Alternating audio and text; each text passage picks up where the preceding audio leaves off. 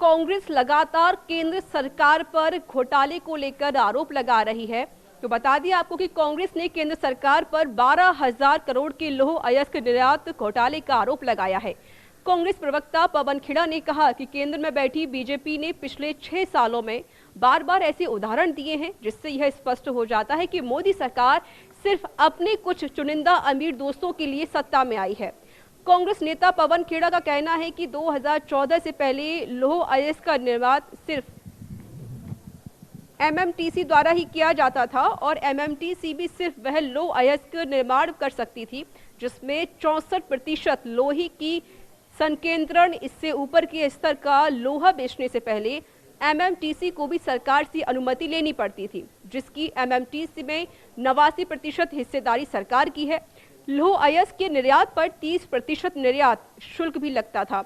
यह इसलिए किया जाता था ताकि उम्दा स्तर का लोहा देश में ही रहे और देश के स्टील प्लांट के उपयोग में आए। कांग्रेस नेता पवन खेड़ा के मुताबिक 2014 में जब मोदी सरकार आई तो यह तमाम नियम कानून आनन फानन में बदल दिए गए। यानी स्टील मंत्रालय ने सबसे पहले तो 64% लौह संकेंद्रण का नियम बदला और KIOCL को चीन, ताइवान, दक्षिण कोरिया और जापान में लौह अयस्क निर्यात की अनुमति दी।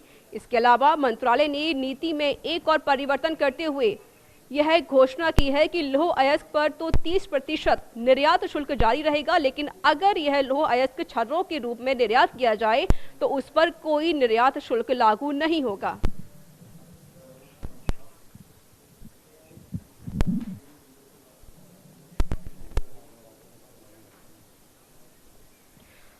और हमारे साथ जुड़ चुके हैं हमसे बातचीत करने के लिए ब्यूरो चीफ प्रशांत शर्मा। प्रशांत जी, स्वागत है आपका न्यूज इंडिया में। जी ऋषभ जी, प्रशांत जी, लगातार कांग्रेस की तरफ से आरोप लगाए जा रहे हैं कि केंद्र सरकार ने घोटाला किया है, 12,000 करोड़ का घोटाला किया है, क्या कहेंगे आप? जी ऋषा, आज बहुत बड़ा आरोप पवन खेड़ा ने लगाया। उन्होंने कहा पिछले 6 साल से जो मोदी सरकार काम कर रही है वो सिर्फ अपने उद्योगपति दोस्तों के लिए कर रही है, ना कि आम जनता के लिए कर रही है। उसके अलावा मैं आपको बताना चाहूंगा 12,000 करोड़ के घोटाले के अलावा उन्होंने मांग की है, उन्होंने कहा है कि इस पे जो निर्यात शुल्क की चोरी हुई है उसकी जिम्मेदारी कौन लेगा। 12,000 करोड़ रुपए का जो घोटाला है उसको निर्यात शुल्क की मांग कर रहे हैं। उसके अलावा फॉरेन ट्रेड एक्ट 1992 के तहत जिन कंपनियों ने ये किया है वो लौह अयस्क छर्रों के गैर कानूनी निर्यात के तहत उन पर 2 लाख करोड़ का जुर्माना भी बनता है। यानी कि वो कुल मिला के कह रहे हैं कि देश की सरकार और कुछ उद्योगपति इस अर्थव्यवस्था को हिला रहे हैं, देश के खजाने को लूट रहे हैं, ना टैक्स दे रहे हैं, बल्कि उन पर जुर्माना भी लगना चाहिए 2 लाख करोड़ का। जी लेकिन प्रशांत जी, सोचने वाली बात है कि 2014 से मोदी सरकार कर क्या रही थी, क्यों इसकी पूरी जांच पड़ताल नहीं की गई?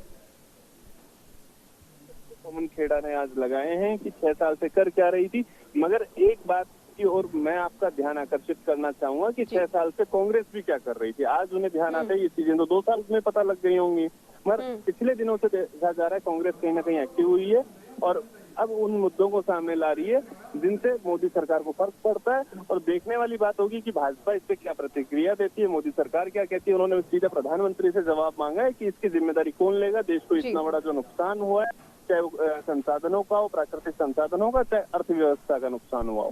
जी रिचा, बिल्कुल प्रशांत जी, क्योंकि कांग्रेस ने केंद्र सरकार पर 12,000 करोड़ का लौह अयस्क निर्यात का आरोप लगाया है, घोटाले का आरोप लगाया गया है। क्या केंद्र सरकार की तरफ से कोई प्रतिक्रिया सामने आई है? जी, अभी तक केंद्र सरकार के किसी मंत्री ने सामने आकर इसका जवाब नहीं दिया है, मगर लगता है कि जल्दी केंद्र सरकार के कोई मंत्री आकर इसका जवाब देंगे और बताएंगे, अपना पक्ष रखेंगे। जी, क्या लगता है आपको कि यह जो आरोप लगाए गए हैं घोटाले की, सही है या फिर गलत है? देखिए, इसके बारे में तब तक कहना कठिन है जब तक कि विभागीय अधिकारी इसके नियम ना बता सके, वो बता ना सकें कि ये किस तहत किया गया है। मगर जैसा इन्होंने आरोप लगाया है कि 64% से ज्यादा लोहे का संकेंद्रण हो, उनके निर्यात की की अनुमति कैसे दी गई। यानी कि आप अच्छा लोहा जो पहले एक नियम था कि देश में ही रखा जाए, उसको छूट किस आधार पर दी गई, वो देखने वाली बात होगी। क्या वर्ल्ड ट्रेड में कोई ऐसे सरकार ने समझौते कर लिए थे जिसको मजबूरी में करना पड़ा, या वास्तव में उद्योगपतियों को फायदा पहुंचाने के लिए काम किया गया। जी रिचा, लेकिन प्रशांत जी, जिस तरीके से देखा जा रहा है कोविड-19 के बीच लगातार जो जीडीपी है भारत की वो डाउन होती जा रही है। सरकार की तरफ से पूरी कोशिश है कि अर्थव्यवस्था कैसे संभाली जाए और इस बीच घोटाले के आरोप लगना वो भी केंद्र सरकार पर। जी रिचा, ये बात बिल्कुल आप सही कह रही हैं। जब कोविड के टाइम में जहां अर्थव्यवस्था डगमगाई हुई सी दिख रही है, उस दौरान इतना बड़ा आरोप लगता है तो बिल्कुल सरकार को चिंता में डालने वाला है। और अगर ये वास्तव में सच है तो ये देश के लिए बड़ा अहितकारी कदम होगा। और बिल्कुल अगर इसमें है तो जांच होनी चाहिए, पता लगना चाहिए कि क्या घोटाला हुआ है, क्या देश को वास्तव में प्राकृतिक संसाधनों का इतना नुकसान हो रहा है और किसके इशारे पे हुआ और कौन कौन इसमें शामिल है, पूरी जांच होनी चाहिए। जी रिचा। चलिए, बहुत बहुत शुक्रिया प्रशांत जी अधिक जानकारी देने के लिए, हमसे बातचीत करने के लिए।